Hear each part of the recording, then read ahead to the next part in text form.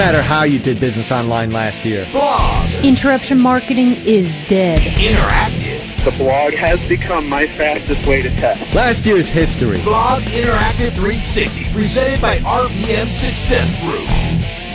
Absolutely on the bleeding edge, but it's still been tested. And the neat thing about it is now it's so easy to get listed and get people subscribing to it because there's not that much competition yet today. You know, whenever this broadcast in a year from now, well, maybe it'll be a little bit different, but right now, today, it's a great opportunity for people, so that's why we got into it. And there is one other key, if you were to take away anything, Howard, from right. Web Marketing 1.0 versus Web Marketing 2.0, is that in Web Marketing 1.0, again, you're dealing with a mass media mindset. You're dealing with interruption marketing. And as Seth Godin has said, he was the first one to really identify it and pronounce interruption marketing dead. It's permission marketing. Right. And we've actually taken that and expanded that to it's not just permission, it's participation. Right. And that's what new media is about. But what happened is the mindset of marketers and advertisers and the mass media to the consumer, or of the consumer, was that they're a herd, an unthinking herd, like a herd of cow or cattle. And if you think about it, who wants to be a herd? You know, do you want to be a herd? Do you want to be thought about as a herd? Do you want to be marketed to as a herd? I think this is where people started getting turned off, and that's why the revolution started taking place online, because people started getting turned off by things that don't treat them like people. You know, we get insulted, so that's why I think that's why the revolution is happening. And in the third section of the book, we talk about what in new media marketing, in Web Marketing 2.0, the focus and the viewpoint that marketers and business people should have of the consumer is tribal. They're a tribe. And the third section of our new book, Secrets of Online Well, hold Persuasion. it up. Let's get a shot of it. Yeah. Your hand's nicer than mine, so you can hold it up. It's been a long weekend, so... All right, it's called Secrets of Online Persuasion. Hitting the bookstores in November of 06. November of 06. And why don't you back up just a bit and tell me, maybe you can define what interruption marketing is. Well, interruption would be... Maybe give an example of that. That would be commercials.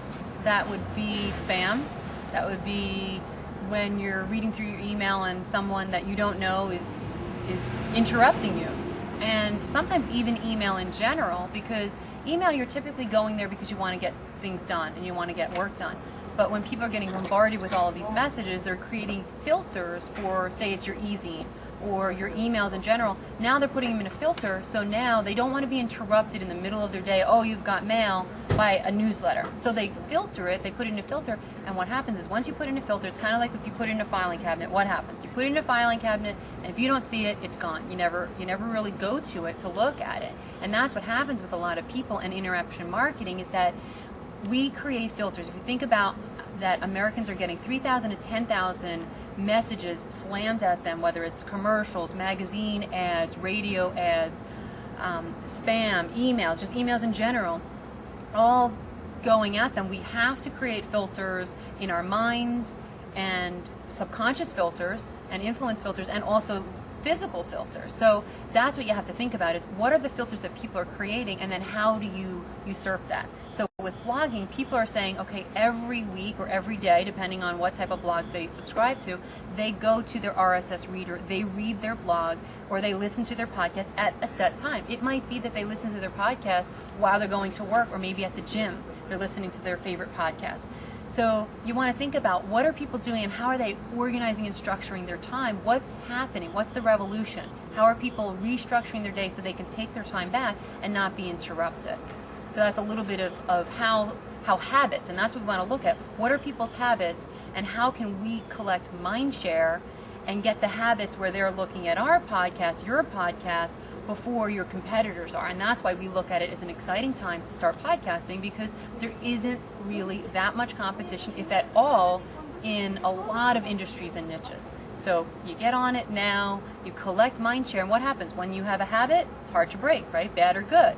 So if they have a good habit reading your podcast, and your competitor comes down the road 6 months, they go, oh yeah, this podcast, and yeah, it's a valid thing, I'm going to start a podcast. Well, your fans and your audience are going to be hard-pressed to change the podcast channel, because they already have a marketing podcast. They already have a small business podcast. Whatever it is that they have, they're not going to necessarily just jump over because it's, oh, now I have to go and I have to subscribe to another podcast. Well, it's not just They that, already it's have it. experiential momentum that you have also. Yeah, and a relationship. Because you're not talking about something, unless the company can come in and they're a really big player and pay top consultants Right. to show them how to take the shortcut and then throw a lot of money at it. Right. I mean, a lot of money to catch up. The experience and the momentum that you gain by having a podcast positioned in just in top rankings, relatively top rankings Right. in your niche. And those niches, as the new media marketplace expands, will of course get more specialized, and your experience will allow you to follow the specialization down Right. and even move up higher in your rankings, in the positionings for the podcast. And again, we're just talking about podcasts as one example. And to give an example, that Jose is from El Salvador, and he has a Spanish podcast that actually beats Kramer. Yeah, he's It's all on stock tips, number 6 on Yahoo Podcasts, and Kramer's 36. Kramer from CNBC, who's so on backed TV, by a mass old, media, yeah. is 24. And why is consistently that? moving down while Jose moves up. Yeah. So- and he's looking to get number 1. And why is that? Because he has a niche that it's a Spanish podcast. So aside from being a new and controlled way of content delivery, how as marketers can we use this to expand our market and increase our conversions?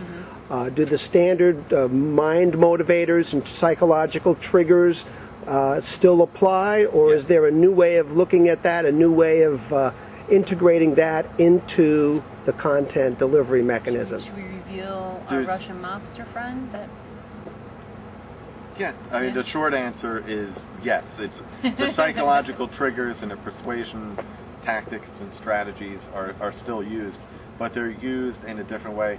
Like you mentioned earlier, Howard, the sales letter. Well, the sales letter might still be used. Let's just say that you still went Right. with the traditional all-copy sales letter. right. Long, short, whatever your style is, and that is still used at some point to make a conversion or help people decide to make the conversion. But where it's positioned or where it comes in a relationship building sequence would be different than what it is in a typical web marketing 1.0 or the traditional internet marketing style of making a sale. Because again, another difference between web marketing 1.0 and 2.0 is that in web marketing 1.0, again, mass media has infiltrated the mindset that it's about a sale. It's what you're doing in web marketing 2.0 is going after building a lifelong evangelist, Right. a customer evangelist. So that's really one of the other main differences. So of course, like we mentioned earlier, web marketing 1.0 or marketing in general, just think of direct response marketing. There are certain things, there are proven principles that do not go away because they're based on human nature Right. and psychology. Right. Those things still You say. But if you want to keep it simple, and one tip to just take away on this is that if it's interruption, it's bad. It should be taken out. It's like a bug in the system, and it should be deleted from what it is that you do. So interruption marketing, if any method is interruption based, then it's not going to be welcome in the new media marketplace. And let me add to that, because if you think about how do you want to be marketed to, and if you wouldn't like the channel, then chances are your market, especially if your market is a more sophisticated group.